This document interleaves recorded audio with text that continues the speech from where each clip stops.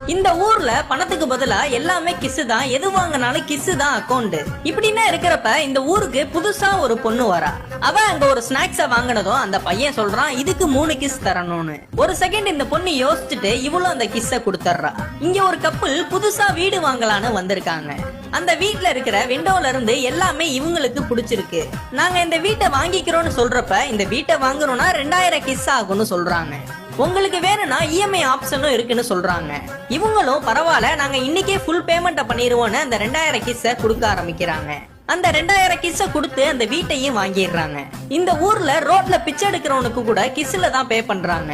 ஹோட்டல்ல எல்லா ஃப்ரெண்ட்ஸும் சாப்பிட்டு முடிச்சதுக்கு அப்புறம் அவங்க சாப்பிட்டதுக்கான மொத்த பில்லையும் கிஸ் கொடுத்து தான் ஷேர் பண்ணிக்கிறாங்க.